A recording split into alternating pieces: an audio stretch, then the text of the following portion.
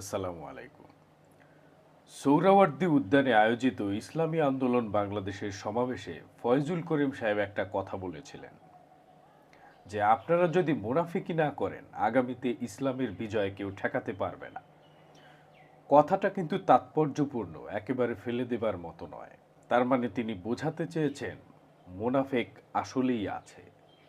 আমার মনে হয় কি, এই লক্ষ লক্ষ মানুষ যারা সমাবেশে জড়ো হয়েছিল, এই মানুষগুলো নির্বাচনের সময় হাত পাখায় ভোট দিবে না।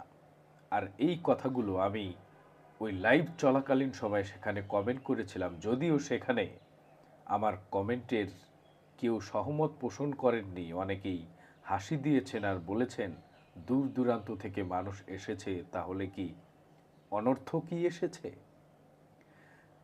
ওখানে যে মানুষ সবাই যে ইসলামী আন্দোলনকে ভোট দিবে, সবাই যে হাত পাখায় ভোট দিবে, এমন মানুষ যে সবাই নয়, তার একটা নমুনা আপনাদেরকে দেখাই।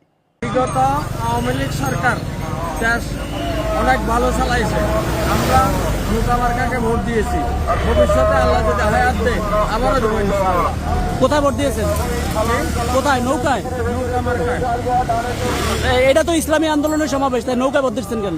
আমি দেখতে আসছি, আচ্ছা আচ্ছা। আমি শুধু দেখতে আসছি। আমি নৌকা মার্কাকে ভোট দিই। বিগত বছরগুলোতেও আমরা দেখে এসেছি, শুধুমাত্র মিছিল মিটিং সমাবেশে অনেক মানুষ দেখা গেলেও ভোটের সময় মানুষকে পাওয়া যায় না। কারণ তারা বিশ্বাস করে এই দলে ভোট দিলে আমার ভোটটা বৃথা যাবে, আমার ভোট দেওয়ার দলটা তো নির্বাচনে জয়ী হতে পারবে না, তাহলে কেন ভোট দেব? এজন্য ভোটের সময় তাদের মন পাল্টে যায়, তাদের ভোটটা অন্য প্রতীকের উপরে পড়ে যায়। যদি সবাই ঐক্যবদ্ধ হয়ে যদি সবাই ইসলামের পক্ষে ভোট দেয়, তাহলে সত্যিকার অর্থেই ইসলামের বিজয় কেউ ঠেকাতে পারবে না।